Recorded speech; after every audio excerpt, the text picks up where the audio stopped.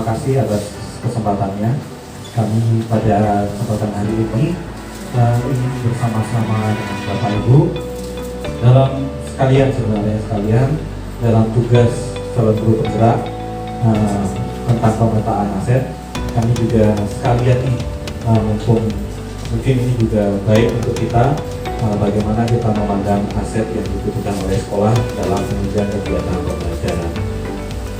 Bersama saya Bapak Yasin Sudah Bagus dan Pak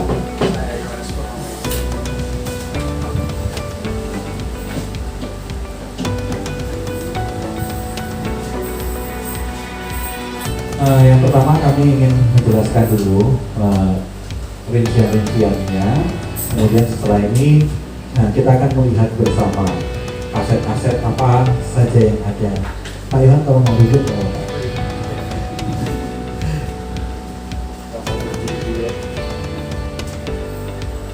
Nah, sekolah kita ini adalah sebagai ekosistem.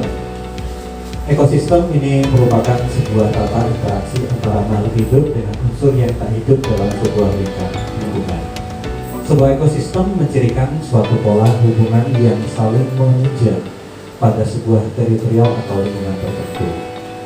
Jika diibaratkan sebagai sebuah ekosistem, sekolah adalah sebuah bentuk interaksi antara faktor biotik dan faktor abiotik. Biotik itu unsur hidup dan abiotik itu merupakan unsur tak hidup. Kedua unsur ini saling berinteraksi satu sama lain sehingga mampu menciptakan hubungan yang selaras dan harmonis.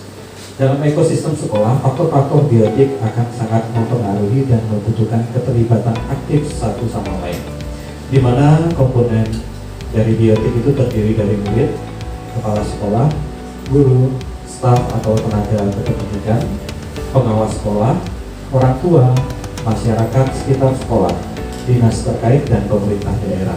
Sedangkan komponen dari abiotik yaitu dari segi finansial atau keuangan, sarana dan prasarana dan lingkungan alam. Lingkungannya ya, tumbuhan termasuk biotik. Nah, pada kesempatan kali ini kita akan membahas tentang pendekatan berbasis aset dan pendekatan berbasis defisit. Nah, pendekatan berbasis defisit atau kekurangan atau masalah atau bisa dikatakan dalam bahasa Inggris yaitu deficit based approach, dan pendekatan berbasis aset atau kekuatan atau asset based approach. Nah, pendekatan berbasis masalah atau deficit based approach.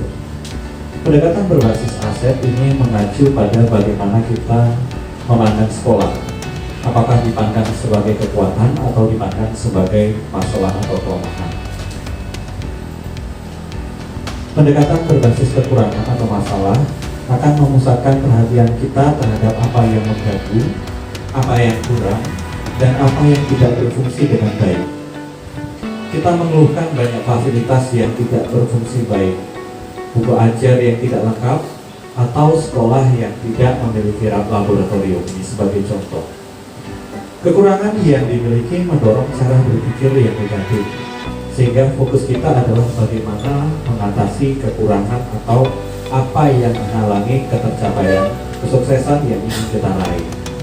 Semakin lama, secara tidak sadar kita menjadi seorang yang tidak nyaman, kemudian memiliki rasa curiga, yang tentunya dapat menjadikan kita buta terhadap potensi dan peluang yang ada di sekitar kita. Ini saya ambil dari modul guru penggerak. Nah, sedangkan pendekatan berbasis aset atau asset based approach ini merupakan sebuah karya yang dikembangkan atau pendekatan yang dikembangkan oleh Dr. Katrin Kramer, yaitu seorang ahli psikologi yang menekuni kekuatan berpikir positif untuk pengembangan diri. Pendekatan ini merupakan cara praktis mengenali hal-hal yang positif dalam kehidupan dengan menggunakan kekuatan sebagai tumpuan berpikir. Kita diajak untuk memusatkan perhatian pada apa yang berjalan dengan baik, kemudian apa yang sudah menjadi inspirasi dan yang menjadi kekuatan ataupun potensi yang positif. Nah, secara gamblang perbedaan antara pendekatan berbasis masalah atau kekurangan atau hambatan dengan pendekatan berbasis pada aset atau kekuatan. Nah, kalau pada defisit itu fokus pada masalah dan isu, sedangkan pada aset itu fokus pada aset dan kekuatan. Kemudian pada defisit berkutat pada masalah utama, sedangkan aset ini kita membayangkan masa depan. Mengidentifikasi kebutuhan dan kekurangan selalu bertanya, apa sih yang kurang itu defisit. Sedangkan pada aset berpikir tentang kesuksesan yang telah kita raih dan kekuatan untuk mencapai kesuksesan tersebut. Defisit fokus mencari bantuan dari sponsor atau institusi lain, sedangkan aset itu mengorganisasikan kompetensi dan sumber daya atau aset dan kekuatan. Defisit merancang program atau proyek untuk menyelesaikan masalah, sedangkan aset itu merancang sebuah rencana berdasarkan visi dan kekuatan. Defisit mengatur kelompok yang dapat melaksanakan proyek, sedangkan aset melaksanakan rencana aksi yang sudah diprogramkan. Nah, aset ini dibagi menjadi 7 modal utama, yaitu modal manusia, modal sosial, modal politik, modal agama dan budaya, modal fisik, modal lingkungan alam, dan modal finansial. Nah, nanti setelah ini kami akan mengajak Bapak Ibu untuk kita melihat aset-aset yang ada di SMP Sinterus, guna kita bersama-sama memandang semua hal itu dalam sisi positif ya. Di mana modal manusia ini jelas sumber daya manusia, baik internal maupun eksternal. Sumber daya manusia yang ada di sekolah kita, baik dari internal maupun eksternal. Kalau internal jelas kita karyawan, orang tua, dan anak ya. Sedangkan sumber daya manusia dari luar, ini nanti kita lihat. Kemudian modal sosial ini dimaknai sebagai norma atau aturan yang mengikat warga masyarakat yang ada di dalamnya. Atau dengan kata lain itu adanya unsur kepercayaan dan jejaring atau networking antara unsur yang ada dan yang ada di komunitas. Nah, pada modal sosial ini kita misalnya sebagai contoh, kita bisa bekerja sama dengan profesi-profesi yang ada yang menunjang dalam kegiatan pembelajaran yang ada di sekolah kita, ataupun kegiatan-kegiatan yang menumbuh kembangkan karakter dan lain sebagainya. Kemudian modal politik ini terkait dengan kebijakan dari pemerintah atau pihak berwenang yang memberikan kebijakan yang berdampak pada sekolah kita. Itu pada pilihan sederhananya. Kalau di sekolah kita itu sebagai contohnya ada yayasan, ada dinas pendidikan kota, dinas pendidikan provinsi, bahkan sampai ke dinas pendidikan nasional. Nah, ini selain itu ada kepentingan politik yang mungkin bisa digunakan dalam modal, sebagai modal untuk sekolah kita mencapai suatu yang dikatakan dengan kesuksesan. Nanti slide ini akan saya bagikan, boleh sambil di-share Pak ya, link-nya biar Bapak Ibu juga bisa saya membaca, sehingga saya tidak perlu menjelaskan secara banyak. Nanti kita bisa lihat ada aset yang sudah saya jabarkan, mungkin ada yang kurang lengkap, atau ingin ditambahkan, nanti silahkan Bapak dan Ibu untuk menambahkannya.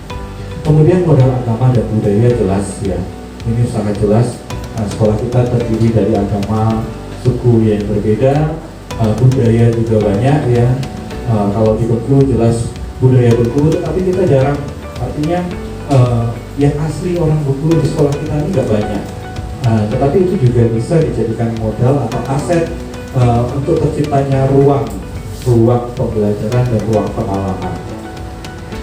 Kemudian model fisik ini terdiri dari fisik bangunan ya. Fisik bangunan meliputi kelas, lokasi untuk melakukan proses pembelajaran, laboratorium, ruang pertemuan ataupun ruang pelatihan. Model fisik ini terkait dengan infrastruktur atau sarana prasarana, mulai dari saluran pembuangan, sistem air, mesin, jalan, jalur komunikasi, sarana pendukung pembelajaran, alat transportasi dan lain-lain. Nah, ini termasuk modal fisik. Tentu dalam modal fisik itu yang ada itu juga bisa digunakan untuk menunjang pembelajaran. Nah, saya ingat sekali yang disampaikan oleh Bapak DPI beberapa waktu yang lalu ketika kami melaksanakan ruang kolaborasi. Beliau mengatakan bahwa setiap sekolah itu seharusnya bisa melakukan pembelajaran berdiferensiasi dan terpusat pada siswa dengan sangat baik. Jangan hanya terpaku saat ini kita terpaku dengan ini yang dikatakan Pak Rifai pada saat itu, kita terpaku dengan media-media yang sudah ada. Contohnya adalah penggunaan LCD dan komputer, di mana penggunaan LCD dan komputer itu adalah memindahkan ruang nyata yang sebenarnya ada di sekitar kita, dipindahkan ke dalam ruang kelas. Kenapa hal itu tidak kita gunakan untuk anak-anak kita belajar secara langsung? Jadi pada dasarnya memindahkan dari luar masuk ke dalam kelas. Tetapi mulai sekarang mari kita ajak anak-anak yang ada di sekitarnya yang menjadi potensi untuk kita gunakan. Itu modal fisik, kemudian modal lingkungan atau alam. Bisa berupa potensi yang belum diolah dan mempunyai nilai ekonomi yang tinggi dalam upaya pelestarian alam dan juga kenyamanan hidup. Modal lingkungan terdiri dari bumi, udara yang bersih, laut, taman, danau, sungai, tumbuhan, hewan, dan sebagainya. Tanah untuk berkebun, danau atau empang untuk beternak, semua hasil dari pohon seperti kayu, buah, bambu, atau material bangunan yang bisa digunakan kembali.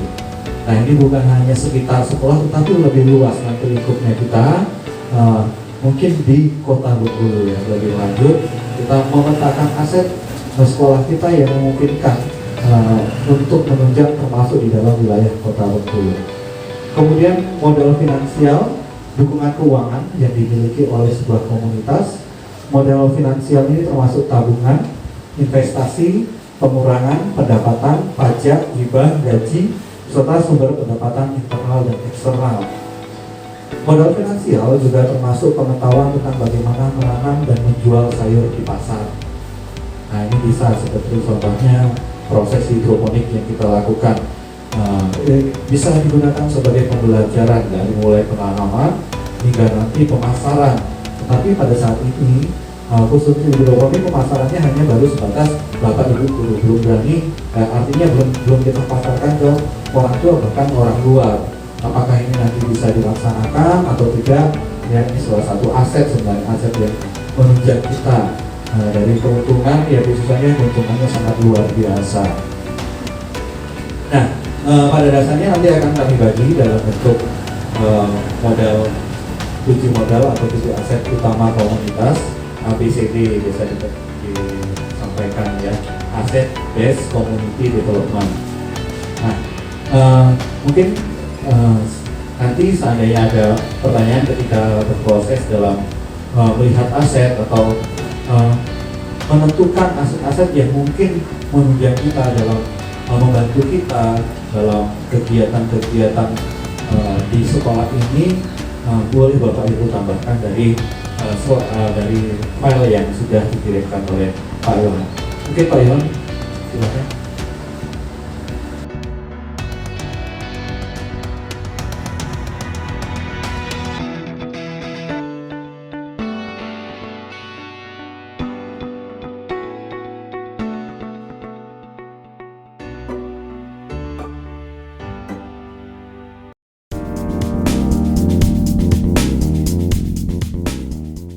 Hanya menambahkan sedikit dari yang sudah ada di sini tentang modal lingkungan alam, yaitu yang nomor 2, yang biotik, Sekolah Asri Rindang. Finansial dari internalnya kami menambahkan uang SPP, uang UPP, dana peduli pendidikan. Kedua dengan Pak Renner itu tambahannya pada modal manusia internal. Itu poin yang ketiga, itu terdapat 2 guru yang bergelar magister dan 1 guru yang masih dalam proses. Saya dengan Pak Giri. Dari modal sosial kami sedikit mengoreksi di bagian internal yang biotik. Dari lapangan tadi. internal biotiknya, ada eskul dol dan tari daerah. Terus itu yang kami dapatkan dari hasil diskusi kami.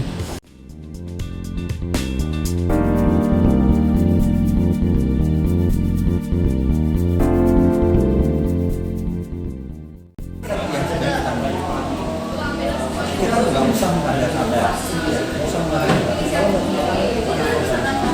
ya.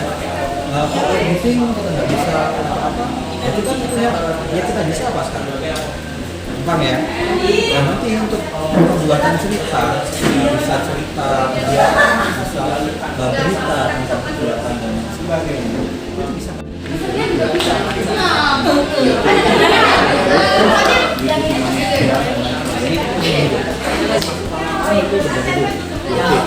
Hewan dikasih apa nih? Kemudian maka biotik kita masih